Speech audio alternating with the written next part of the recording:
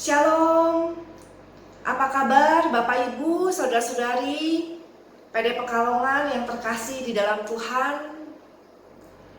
Saya berdoa, saya berharap semoga Bapak Ibu, Saudara-saudari sekalian dalam keadaan sehat-sehat, baik-baik dan selalu di dalam perlindungan Tuhan. Tidak terasa sudah 4 bulan lebih kita mengalami pandemi Corona.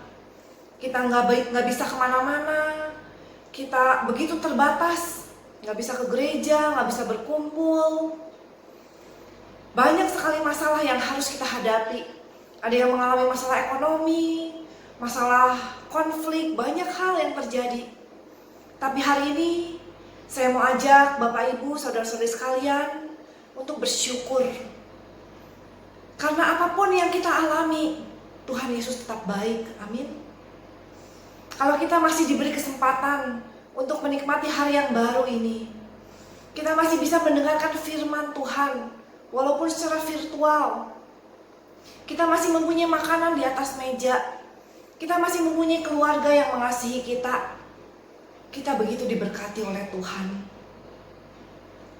Tema kita pada hari ini adalah mujizat dalam bersyukur. Saya percaya bahwa ketika kita bersyukur, Tuhan akan memberikan mujizatnya di dalam kehidupan kita. Mujizat akan terjadi di dalam kehidupan kita. Bersyukur ketika semuanya baik-baik aja, itu gampang Bapak Ibu. Bener gak? Ketika kita banyak uang, ketika kita sehat-sehat, ketika kita sedang mengalami kesuksesan, bersyukur itu gampang banget. Tapi bagaimana ketika keadaan terjadi sebaliknya? Ketika kita lagi sakit, atau ada anggota keluarga kita yang lagi sakit, atau ketika kita sedang mengalami kebangkrutan, masalah ekonomi, gak punya uang, bisa gak bersyukur? Atau kita sedang mengalami konflik, kita sedang terluka, dikhianati, tentu sulit sekali untuk bersyukur. Tapi firman Tuhan di dalam 1 Tesalonika 5 ayat 18, saya bacakan untuk Anda. Mengucap syukurlah dalam segala hal, sebab itulah yang dikehendaki Allah di dalam Kristus Yesus bagi kamu. Firman Tuhan mengingatkan kita bahwa mengucap syukurlah di dalam segala hal.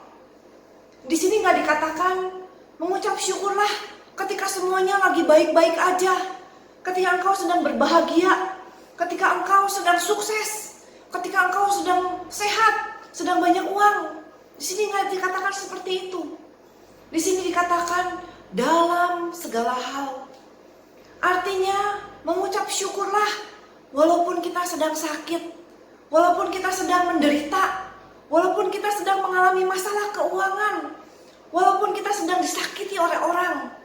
Mengucap syukurlah, karena itulah yang dikehendaki oleh Allah di dalam Kristus Yesus bagi kamu. Bapak Ibu, saudara-saudari yang terkasih, pernah gak terpikir oleh kita bahwa kenapa sih kok Tuhan menyuruh kita untuk mengucap syukur? Kok Tuhan menyuruh kita melakukan sesuatu yang begitu sulit? Bahkan mungkin gak mungkin. Gimana caranya untuk mengucap syukur ketika sedang menderita, ketika sedang banyak masalah, ketika sedang menghadapi badai di dalam kehidupan ini? Nanti akan saya ajarkan caranya gimana. Tetapi Tuhan meminta kita, menyuruh kita untuk mengucap syukur.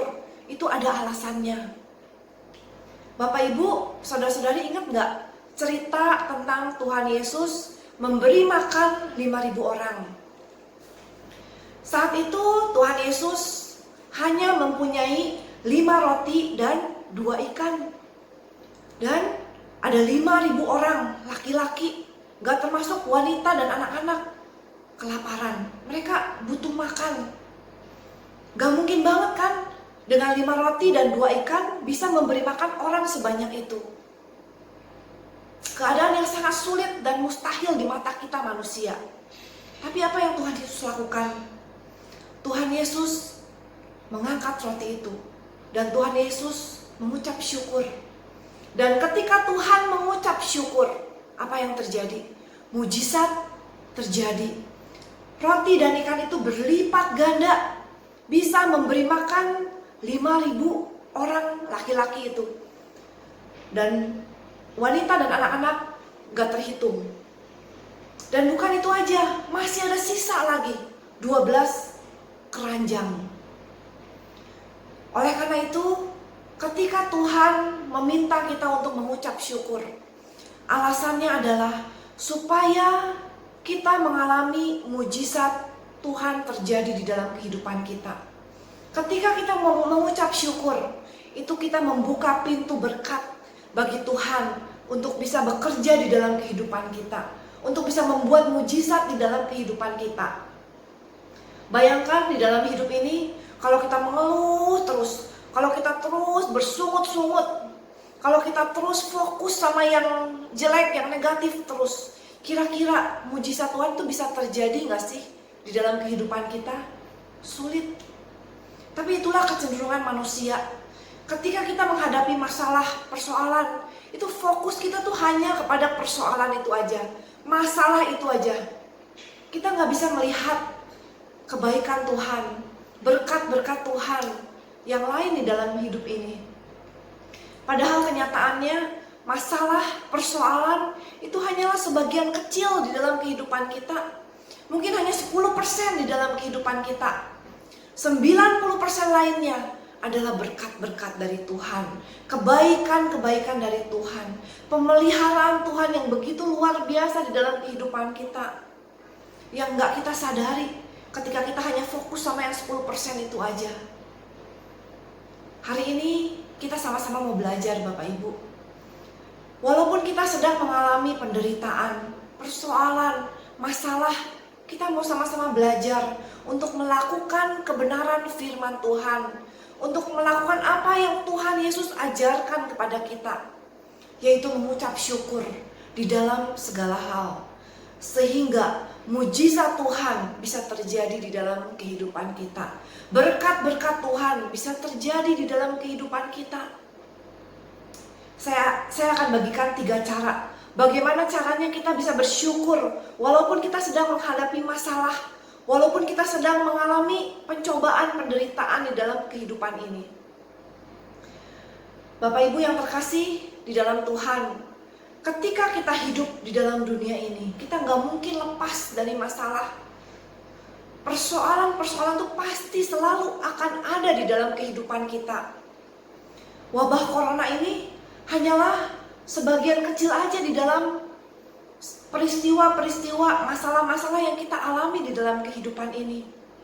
Dan walaupun nanti wabah ini sudah berakhir, akan ada lagi persoalan lain, badai lain yang mungkin akan datang di dalam kehidupan kita.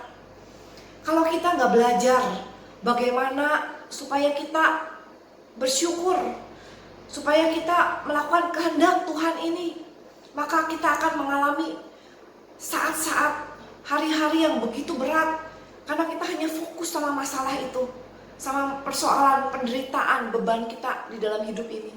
Hari ini kita mau sama-sama belajar bagaimana kita tetap bersyukur, bagaimana kita tetap bersuka cita walaupun ada masalah. Cara yang pertama adalah kita lihat masa lalu kita. Kita lihat masa lalu kita dan kita tuliskan bagaimana Tuhan selalu menolong kita di dalam setiap persoalan kita dari dulu sampai sekarang. Kalau Bapak Ibu punya bolpen dan kertas, nanti setelah ini boleh tuliskan sebanyak mungkin bagaimana Tuhan telah menolong kehidupan Bapak Ibu sekalian dari dulu sampai sekarang. Tuliskan sebanyak mungkin, sedetil mungkin pertolongan Tuhan, pemeliharaan Tuhan. Nah, ketika kita sudah menuliskan semua itu, kita akan merasa dikuatkan bahwa apapun yang terjadi di dalam hidup ini, pasti Tuhan tolong, pasti Tuhan bantu, pasti Tuhan bimbing. Dan kita akan mempunyai suatu kepercayaan diri. Walaupun sekarang saya menghadapi masalah, dan walaupun nanti masa depan saya akan masih menghadapi masalah, Tuhan yang sama, yang telah menolong saya di masa lalu, pasti akan menolong saya saat ini dan di masa depan. Itu yang pertama. Cara yang kedua, kita lihat saat ini, masa kini. Kita buka mata kita lebar-lebar, hati kita lebar-lebar. Kita mau sadari bagaimana Tuhan itu sudah begitu baik. Tuliskan semua berkat-berkat Tuhan yang kita alami saat ini, yang kita rasakan saat ini, sebanyak mungkin, sedetil mungkin. Contoh, saya bisa berjalan, saya bisa melihat, saya bisa menikmati matahari pagi, saya masih bisa makan 3 kali sehari, saya punya keluarga yang mengasihi saya masih punya pekerjaan, saya masih punya penghasilan. Tuliskan sebanyak mungkin, hal-hal kecil apapun tuliskan. Ketika kita mengubah fokus kita dari masalah ke berkat-berkat, maka kita akan menjadi semakin bersyukur, menjadi semakin bersukacita, dan semakin menyadari bahwa benar, masalah saya itu hanya sebagian kecil di dalam kehidupan saya. Sebagian besarnya adalah kebaikan Tuhan, berkat-berkat Tuhan. Hal yang ketiga adalah kita mau lihat masa depan kita. Apa harapan-harapan kita? Apa keinginan-keinginan kita? Apa mimpi-mimpi kita? Apa kebutuhan-kebutuhan kita? Apa persoalan-persoalan yang ingin kita selesaikan? Kita lihat masa depan itu dan kita bersyukur kepada Tuhan. Walaupun doa-doa kita itu belum terjawab, walaupun harapan kita, keinginan kita itu belum terkabul, tapi kita berterima kasih di awal kepada Tuhan. Kita percaya bahwa Tuhan akan memberikan yang terbaik. Tuhan sudah menyiapkan yang terbaik. Apapun yang kita butuhkan, Tuhan sudah sediakan. Mungkin gak seperti yang kita harapkan, tetapi kita percaya, kita punya iman yang teguh bahwa apapun yang akan terjadi nanti, itu adalah yang terbaik bagi kita. Contoh misalnya, saat ini kita sedang sakit. Kita tulis seperti ini, Tuhan terima kasih atas kesembuhan yang telah Engkau sediakan kepadaku. Atas pemeliharaanmu di dalam kehidupanku, terima kasih. Kita sedang mengalami masalah ekonomi. Kita tuliskan, terima kasih Tuhan, Engkau pasti akan menolong aku melewati semuanya ini. Engkau pasti akan memelihara hidupku. Kita sedang mengalami konflik dengan orang. Kita sedang disakiti. Kita sedang merasa marah, jengkel. Kita tuliskan, terima kasih Tuhan, Engkau sedang membentuk aku. Semakin hari semakin serupa Engkau. Semakin sabar, semakin mudah untuk mengasihi, semakin mudah untuk mengampuni. Walaupun mungkin saat ini kita masih merasa jengkel, belum bisa mengampuni 100%, tapi percayalah bahwa Tuhan sedang membentuk karakter kita, hidup kita, sedang memproses kita. Bapak Ibu, saudara-saudari yang terkasih, ketika kita melakukan 3 hal ini, kita belajar untuk bersyukur atas masa lalu kita, masa kini kita, dan masa depan kita. Percayalah bahwa mujizat Tuhan pasti akan terjadi di dalam kehidupan kita. Berkat-berkat Tuhan akan mengalir di dalam kehidupan kita begitu luar biasa. Kita hidup di dunia ini, pasti ada masalah, pasti ada persoalan, pasti ada cobaan.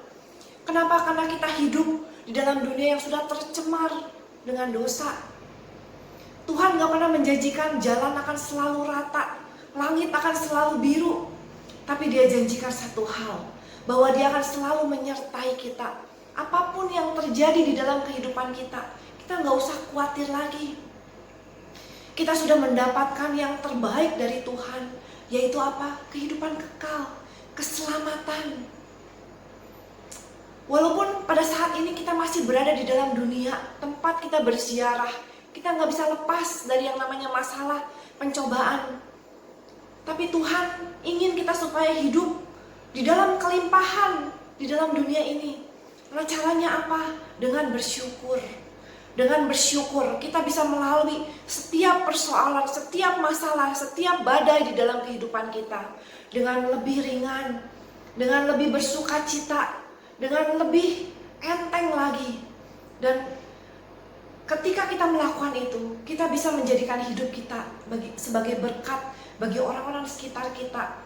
Kita nggak fokus sama diri kita sendiri, tapi kita benar-benar menyadari bahwa Tuhan itu sungguh-sungguh mengasihi saya, sehingga kita bisa fokus kepada orang-orang di sekitar kita. Kita bisa fokus untuk menjadi berkat bagi orang-orang di sekitar kita. Bapak Ibu, saudara-saudara yang terkasih di dalam Tuhan, jangan lupa untuk bersyukur. Kenapa? Karena Tuhan sudah memberikan yang terbaik. Tuhan sangat mengasihi kita semua. Anda dan saya adalah anak-anaknya yang sangat dikasihinya. Oleh karena itu, mari mulai saat ini kita terus bersyukur apapun yang terjadi di dalam kehidupan kita. Mari kita berdoa. Demi nama Bapa dan Putra dan Roh Kudus. Amin. Bapa di surga, kami bersyukur, kami berterima kasih atas kebaikan-Mu, atas kasih-Mu, atas kesetiaan-Mu, atas pemeliharaanmu yang begitu sempurna di dalam kehidupan kami. Kami juga bersyukur atas firman-Mu pada hari ini. Engkau ingatkan kami, walaupun kami sekarang sedang mengalami banyak masalah, banyak persoalan, banyak penderitaan yang kami alami di dalam kehidupan ini, tapi Engkau ingatkan kami untuk selalu bersyukur di dalam setiap peristiwa, di dalam setiap masalah. Karena ketika kami bersyukur, mujizat-Mu dapat terjadi di dalam kehidupan kami. Berkat-berkat-Mu akan mengalir secara luar biasa di dalam kehidupan kami. Ajar kami Bapa, mampukan kami untuk selalu bersyukur di dalam masa lalu kami. Selalu bersyukur Engkau telah menolong hidup kami, selalu memelihara kehidupan kami. Mampukan kami juga untuk bersyukur pada masa kini atas semua berkat-berkat yang kami rasakan, yang kami terima, sehingga kami gak fokus sama masalah kami saja, tapi kami bisa melihat kebaikan-kebaikan-Mu, berkat-berkat-Mu yang begitu berlimpah di dalam kehidupan kami. Dan mampukan kami juga untuk mempunyai iman yang teguh, bahwa Engkau telah menyiapkan yang terbaik. Semua yang kami perlukan, apapun yang kami butuhkan sudah Engkau sediakan di dalam kehidupan kami. Terima kasih Bapa, kami mau serahkan seluruh kehidupan kami, seluruh permasalahan kami hanya ke dalam tangan-Mu. Kami juga mau berdoa untuk PD kami yang tercinta, PD Pekalongan ini. Biarlah Engkau terus urapi, terus sertai, terus pimpin, sehingga Engkau bisa menjadikan PD Pekalongan ini menjadi tempat di mana umat-umat-Mu berjumpa dengan Engkau dan bertumbuh di dalam iman. Secara khusus saya juga mau berdoa untuk Bro Aji sebagai koordinator. Biarlah Engkau urapi dia, berikan dia hikmat marifat di dalam memimpin PD Pekalongan ini, sehingga PD ini bisa semakin bertumbuh, berbuah, dan semakin berkenan kepadamu. Terima kasih Bapa, kemuliaan kepada Bapa dan Putra dan Roh Kudus, seperti pada permulaan, sekarang, selalu, dan sepanjang segala abad. Amin. Demi nama Bapa dan Putra dan Roh Kudus. Amin. Terima kasih, Tuhan Yesus memberkati.